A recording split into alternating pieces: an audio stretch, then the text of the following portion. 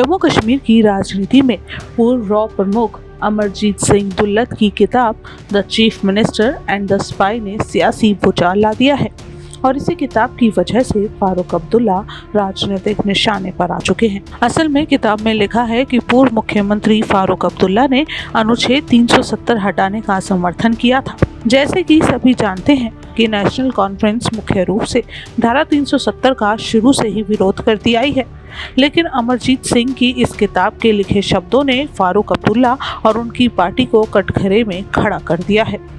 Media में आई कुछ reports में दावा किया गया है कि एएस दुल्लत की किताब में साफ लिखा है कि फारूक अब्दुल्ला ने निजी रूप से अनुच्छेद 370 हटाने का समर्थन किया था। हालांकि दुल्लत के इस दावे को नेशनल कॉन्फ्रेंस ने गलत बताया है। फिर भी दुल्लत के इस दावे के बाद जम्मू कश्मीर के राजनीतिक गलियारों में बहस छिड़ चुकी है। लोग फारूक अब्दुल्ला के रुख पर सवाल उठा रहे हैं। अब इस गरमाए विवाद पर दुल्लत का खुद बयान सामने आया है। दुल्लत का कहना है कि मुझे पूरी तरह से गलत समझा गया है, ऐसा कुछ भी नहीं लिखा गया है। मेरी किताब आलोचना नहीं बल्कि फारूक साहब की सराहना है।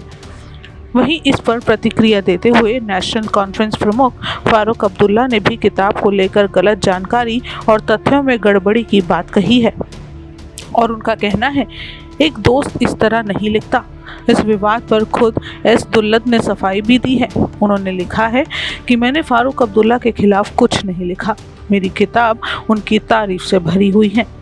दुल्लत ने किताब में लिखा है कि फारूक अब्दुल्ला ने अनुच्छेद 370 को हटाने के बारे में उनसे बात करते हुए कहा था, कर लो अगर करना है। उन्होंने थोड़ा कड़वाहट के साथ कहा, आपको बताएंगे जब धारा 370 हटाई गई उस समय फारूक अब्दुल्ला हाउस अरेस्ट थे और उस समय फारूक अब्दुल्ला ने अपने अरेस्ट पर सवाल खड़े किए थे। तो दुल्लत ने भी अपनी सफाई में यही लिखा है कि वो ये कह रहे थे कि अगर 370 हटाना है तो हटा लो, पर ये अरेस्ट क्यों करना था। इसका मतलब है कि फारूक अब्दुल्ला अनुच्छेद 370 के हटाने के पक्ष में थे, लेकिन वो अपनी गिरफ्तारी से नाखुश दिखाई दिए, ऐसा विपक्ष का कहना है। वहीं दुल्लत के इस दावे पर नेशनल कॉन्फ्रेंस बीजेपी के साथ साथ नज़दीकी संबंध चाहती थी। फारूक अब्दुल्ला ने कड़े शब्दों में इनकार किया है। दुल्लत का दावा है कि नेशनल कॉन्फ्रेंस बीजेपी के करीब जाना चाहती थी। नेशनल कॉन्फ्रेंस का कहना है कि ये सरासर झूठ है और फारूक अब्दुल्ला का इस पर कहना है कि मैं ऐसा इंसान नहीं हूँ जो उस पार्टी से मेलजोल रखे जो मेरी पार्टी को ख़त्म करने पर तुली है। आपको बताएं, इसके साथ साथ दुल्लत ने अपनी किताब में एक और खुलासा किया है और लिखा है कि इंदिरा गांधी डॉक्टर साहब यानी फारूक अब्दुल्ला को हटाना चाहती थी, लेकिन राज्यपाल ने इसका समर्थन नहीं किया, इसलिए उन्हें पहले राज्यपाल को हटाना पड़ा और एक नया राज्यपाल लाया गया। और क्या क्या खुलासे किए आपको खुद दुल्लत की जुबानी सुनाते हैं। No, it was a betrayal और क्या था। इंदिरा गांधी हटाना चाहती थी डॉक्टर साहब को और गवर्नर साहब नहीं मान रहे, तो फिर गवर्नर को पहले हटाना पड़ा। ये तो कहानी सब जानते हैं। फिर नया गवर्नर लाए और जी और बताए। एक और आपने मेंशन किया अपने बुक में कि अटल बिहारी वाजपेयी जो है फारूक अब्दुल्ला को हटाकर उमर को मुख्यमंत्री बनाना चाहते थे। हाँ, ये तो वेल नोन स्टोरी है। क्या इस पर थोड़ा सा अगर आप अधिक जानकारी दे पाए क्या? नहीं, डॉक्टर साहब नहीं चाहता था कि इतनी जल्दी उमर चीफ मिनिस्टर बने या उसको बनाया जाए।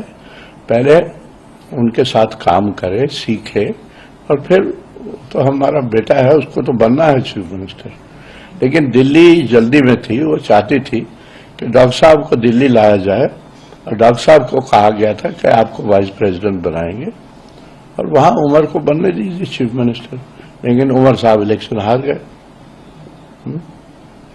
इस बार भी डॉक्टर उमर साहब इलेक्शन हार गए पार्लियामेंट का, नहीं तो डॉक्टर साहब ही चीफ मिनिस्टर बनते। बहरहाल फारूक अब्दुल्ला के 370 के समर्थन देने के दावे पर विपक्ष अलग अलग तरीके से कटाक्ष कर रहा है। इस समय जम्मू कश्मीर की सियासत में काफी भूचाल देखा जा रहा है। कहना गलत नहीं होगा कि फारूक अब्दुल्ला को लेकर किए गए दावे से विपक्ष को सरकार को घेरने का पूरा मौका मिल चुका है। बहरहाल फारूक साहब तो इस दावे को खारिज कर चुके हैं और तो और दुल्लत भी कह रहे हैं कि उनकी लिखी बात को गलत समझा जा रहा है, लेकिन इसे मुद्दा बनाने में विपक्ष कोई कसर नहीं छोड़ रहा।